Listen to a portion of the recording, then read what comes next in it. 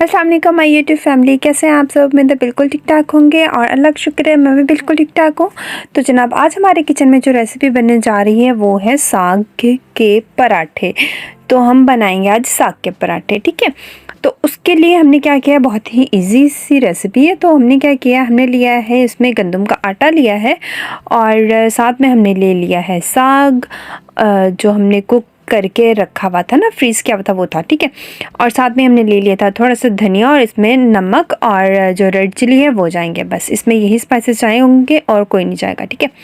तो अब सबसे पहले हमने क्या करना है, हमने रेड चिली इसमें ऐड कर देनी है गंदम के आटे में, ठीक है। मैं ये 3 से 4 अदद जो पराठे हैं वो बनाऊँगी। तो मैंने इतना आटा लिया, तो आप अपने हिसाब से ले सकते हैं। अच्छा, इसमें नमक और मिर्च आपने साग के मुताबिक ले सकते हैं। अगर साग में आपके नमक मिर्च थोड़ा ज़्यादा है तो थोड़ा कम ऐड कर लें, और अगर कम है तो थोड़ा ज़्यादा नमक मिर्च ऐड कर लें, ठीक है। तो अब नमक मिर्च ऐड करने के बाद हमने आटे में अच्छी तरह से मिक्स कर लिया, और अब हमने जो साग लिया हुआ था पका हुआ वो हमने इसमें ऐड कर दिया है, और हमने सब्ज़ धनिया ऐड कर देना है, ठीक है। आपको अगर सब्ज़ धनिया ज़्यादा पसंद है ज़्यादा ऐड कर लें, कम पसंद है थोड़ा कम ऐड कर लें, ठीक है। तो अभी यहाँ पे हमने पानी जो है वो नहीं यूज़ करना, अभी हमने पहले साग के साथ ही आटे को मिक्स करना है। फिर अगर हमें पानी की ज़रूरत पड़ेगी तो फिर हम इसमें पानी जो है वो यूज़ कर लेंगे। तो यहाँ पर मुझे लग रहा था कि साग जो है वो थोड़ा सा कम है, तो हमें पानी की ज़रूरत पड़ेगी आटा गूँधने के लिए, तो फिर थोड़ा सा पानी ऐड कर लिए, ठीक है जी। तो यहाँ पे अब इसी तरह से हम जो है वो पानी डाल डाल के इसको गूँधते जाएंगे। बहुत ही इजी है, मतलब फटाफट से 10 मिनट में हमारे पराठे जो वो बन के रेडी हो जाएंगे, ठीक है। आटा गूँधने से लेके पराठे बनाने तक, ठीक है जी।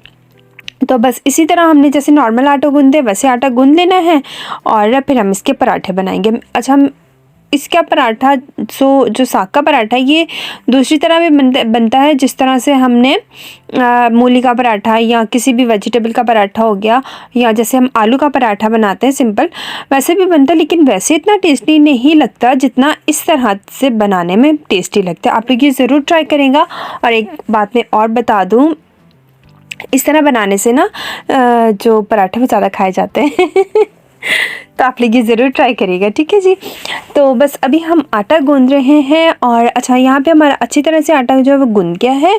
और अब हमने क्या करना है, इस पर हम लगा देंगे पानी, ताकि ये ऊपर से ड्राई ड्राई ना हो जाए, ठीक है। और पानी लगाने के बाद हम इसको 10 से 15 मिनट के लिए रख देंगे, ठीक है जी, ताकि ये अच्छी तरह से सेट हो जाए, ठीक है। तो अभी हमने इसको 10 से 15 मिनट के लिए रेस्ट के लिए रख दिया है, और अब यहाँ पे 10 से 15 मिनट हो गए हैं। और अब नॉर्मल हमने जिस तरह से सिंपल रोटी बनाते हैं वैसे हमने पहले पेड़ा बनाना है, और फिर हमने इसकी रोटी बनानी है, ठीक है।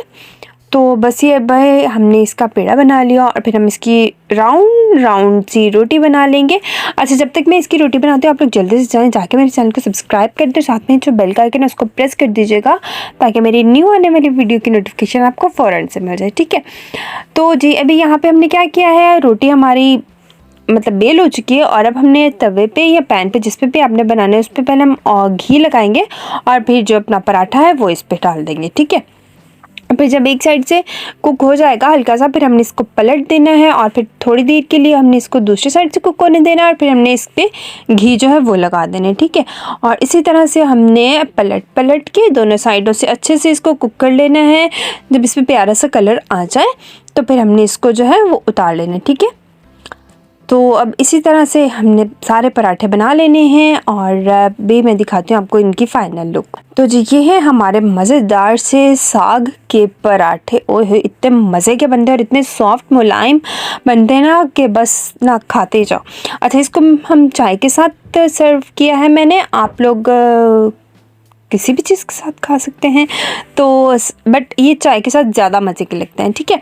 तो बस ये थी हमारी आज की रेसिपी। तो आप लोग मुझे कमेंट सेक्शन में ज़रूर बताइएगा कि आप लोगों को मेरी रेसिपी कैसी लगी है। तो बस इसी के साथ मुझे दीजिए इजाज़त, आऊँगी इंशाल्लाह बहुत जल्द एक और मज़ेदार सी रेसिपी के साथ। तब तक आप लोग अपना और अपनी फैमिली का बहुत ढेर सारा ख्याल रखिएगा। मुझे और मेरी फैमिली का स्पेशली मामा जान के लिए आप लोगों ने बहुत ज़्यादा दुआ करनी है। तो नेक्स्ट वीडियो तक मुझे दीजिए इजाज़त। अल्लाह हाफ़िज़।